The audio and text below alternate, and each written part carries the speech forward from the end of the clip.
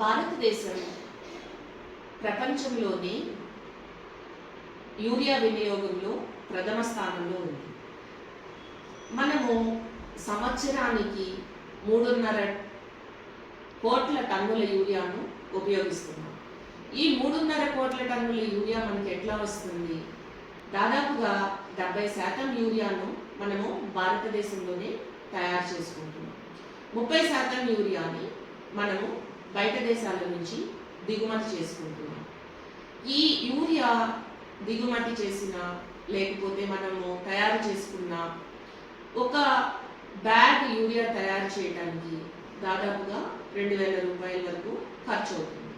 దానిలో major part government subsidy ఇవ్వడం వలన మనకి యూరియా తక్కువ ధరలో 270 రూపాయలకి దొరుకుతుంది. ఇలా దొరకడం వలన విచక్షణారహితంగా యూరియాని వాడుతున్నాము. యూరియా ఎప్పుడైనా కానీ మనము తగు మాత్రంగానే వాడుకోవాలి. విచక్షణారహితంగా యూరియా వాడడం వలన భూమి పాడైపోవడము, వాతావరణం కలుషితం అవ్వడము,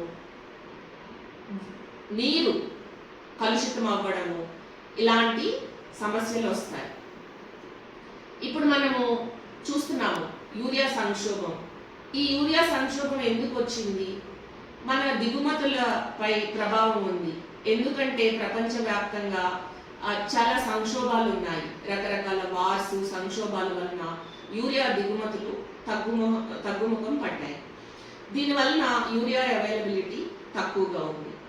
మనం ఫ్యూచర్లో కూడా ఇలాంటి సంక్షోభాలని ఎదుర్కోవాల్సి రావచ్చు. మరి దానికి ఏంటి పరిష్కారం?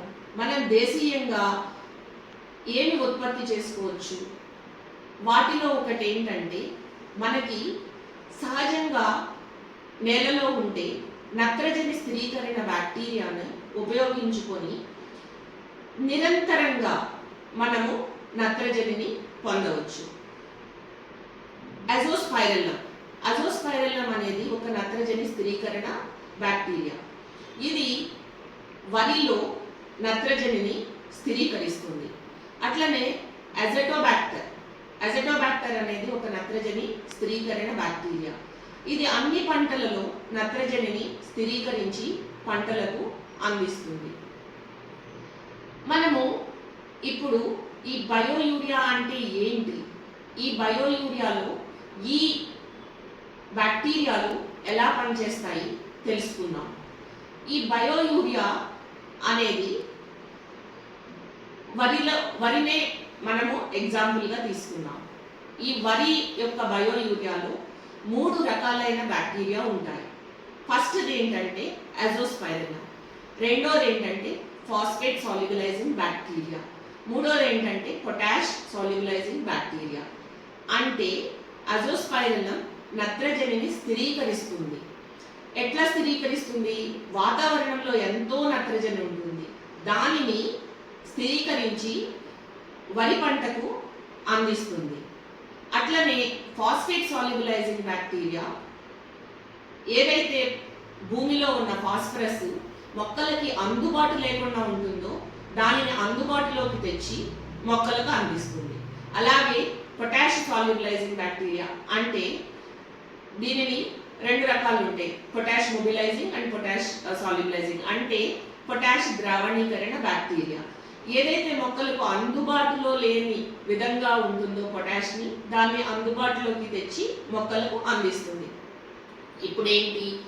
నత్రజని స్థిరీకరణ బ్యాక్టీరియా వాతావరణంలో ఉన్న నత్రజనిని స్థిరీకరించి మొక్కలకు అందిస్తుంది. ఫాస్ఫేట్ సాల్యుబలైజింగ్ బ్యాక్టీరియా ఫాస్ఫరస్ని కరిగించి మొక్కలకు అందిస్తుంది. పొటాష్ సాల్యుబలైజింగ్ బ్యాక్టీరియా భూమిలో ఉన్న పొటాష్ని కరిగించి మొక్కలకు అందిస్తుంది. ఈ 3 కలగలిపినదే బయో యూరియా. ఈ బయో యూరియా ఫర్ ప్యాడీ అనేది మన తెలంగాణ గవర్నమెంట్ చేత లైసెన్స్ పొందిన ప్రోడక్ట్. అంటే లైసెన్స్ పొందిన ప్రోడక్ట్ అంటే ఏంటంటే, మనం లైసెన్స్ తీసుకున్నప్పుడు ఒక స్పెసిఫికేషన్స్, మనము ఈ బ్యాక్టీరియా ఎంత ఉండాలి అన్నది స్పెసిఫికేషన్స్ మనము అనుసరించాల్సి ఉంటుంది. ఈ బయో యూరియాలో సపోజ్ మనము వరి పొలంలో గనక తీసుకుంటే గనక అజోస్పైరిల్లం 5 × 10⁷ CFU per ml అంటాము. అంటే 5 × 10⁷ అంటే 5 కోట్ల colony forming units per ML. ఒక్క ఎంఎల్లో 5 కోట్ల కాలనీ ఫార్మింగ్ యూనిట్స్ ఉండాలి. అట్లా ఉంటేనే మనకి లైసెన్స్ అనేది ఇవ్వడం జరుగుతుంది. అలాగే ఫాస్ఫేట్ సాల్యుబిలైజింగ్ బ్యాక్టీరియా కూడా 5 కోట్ల కాలనీ ఫార్మింగ్ యూనిట్స్ ఉండాలి. పొటాష్ సాల్యుబిలైజింగ్ బ్యాక్టీరియా కూడా 5 కోట్ల కాలనీ ఫార్మింగ్ యూనిట్స్ ఉండాలి. ఈ రకంగా 3 బ్యాక్టీరియాలు 5 కోట్లు పర్ ఎంఎల్ ఉన్నప్పుడు మనకి టోటల్గా చూసుకుంటే 15 కోట్ల వరకు ఒక ఎంఎల్లో కాలనీ ఫార్మింగ్ యూనిట్స్ ఉంటాయి. ఈ బయో యూరియాని మనము వరి పొలంలో గనక వాడినట్లయితే ఏ రకంగా వాడచ్చు? విత్తన శుద్ధికి వాడచ్చు, నారు శుద్ధికి వాడచ్చు. లేకపోతే మనము ఇవన్నీ చేయలేనప్పుడు, మనకి లేబర్ షార్టేజ్ ఉన్నప్పుడు జస్ట్ వరి పొలంలో మనం ఇట్లా స్ప్రింకిల్ చేసుకున్నా కానీ అక్కడక్కడ వేసినా కూడా ఈ బ్యాక్టీరియా నిరంతరంగా పెరుగుతూనే ఉంటాయి. ఇవి నిరంతరంగా పెరిగి నత్రజనిని స్థిరీకరిస్తూ మొక్కలకు అందిస్తూ ఉంటాయి. మనం కెమికల్ యూరియా వాడినప్పుడు మొత్తం మనం వేసే యూరియా అంతా మొక్కలకి అందదు. దానిలో సగం పైగా వేస్ట్ అయిపోతుంది. యూరియానే కాదు, పొటాష్ కానీ ఫాస్ఫరస్ కానీ అంటే భాస్వరం కానీ పొటాష్ కానీ మనం వేసినప్పుడు ఏమవుతుందంటే మొక్కలకి మొత్తంగా అందదు. అది రకరకాల మార్గాల్లో వేస్ట్ అవుతూ ఉంటుంది. అంటే నీళ్ళలో కలిసిపోవడం కానీ, ఆవిరైపోయి గాల్లో కలిసిపోవడం కానీ, లేకపోతే నేలలోనే అలా ఉండిపోవడం కానీ, ఇట్లా రకరకాలుగా మనకి వేస్ట్ అయిపోయి మొత్తం మొక్కలకు అందదు. ఈ బయో యూరియా వాడడం వలన మనకి ఏమవుతుందంటే నత్రజని నిరంతరాయంగా మొక్కలకి సరఫరా అవుతుంది. పొటాష్ ఏదైతే ఉండిపోయిందో నేలలో ఆ పొటాష్ మొక్కలకి అందుతుంది.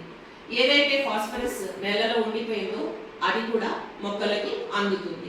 ఇట్లా మనము అంతేకాకుండా మన నేల బాగుంటుంది, మొక్కలు బాగుంటాయి.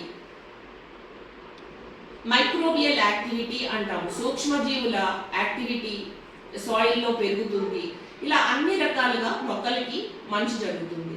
ఇంత మంచి చేసే బయో యూరియాని గ్రీన్ హిల్ లైఫ్ సొల్యూషన్స్ ద్వారా మనము ఈ అక్టోబర్ 2 అంటే దసరా వరకు 1+1 ఆఫర్లో, అంటే 1 లీటర్ కొనుక్కున్న వాళ్ళకి ఇంకొక లీటరు, 5 లీటర్లు కొనుక్కున్న వాళ్ళకి ఇంకొక 5 లీటర్లు మనము ఇవ్వడం జరుగుతుంది. అలాగే bio urea for all crops అంటే అన్ని పంటలకు వాడే బయో యూరియాలో అజోస్పైరిల్లం బదులుగా అజిటోబాక్టర్ వాడటం జరుగుతుంది. దీనిలో ఏంటంటే వరిలాగానే azotobacter 5 crores colony forming units, PSP 5 crores colony forming units, KMD 5 crores colony forming units, మొత్తం టోటల్గా చూసుకుంటే 15 కోట్ల colony forming units per ML ఉంటాయి. ఈ అజిటోబాక్టర్ అనేది అన్ని పంటల్లో వాడుకోవచ్చు. దీనిని కూడా గ్రీన్ హిల్ లైఫ్ సొల్యూషన్స్ వారు దసరా వరకు అంటే అక్టోబర్ 2, 2025 వరకు బుక్ చేసుకున్న వాళ్ళకి 1+1 ఆఫర్లు, అంటే 1 లీటర్ కొనుక్కున్న వాళ్ళకి ఇంకొక లీటరు, 5 లీటర్లు కొనుక్కున్న వాళ్ళకి ఇంకొక 5 లీటర్లు ఇవ్వడం జరుగుతుంది. మీకు దీనిలో ఏ సందేహాలున్నా మీరు నన్ను సంప్రదించవచ్చు. I'm doctor Srilatha. My phone number is 9010327879. Thank you.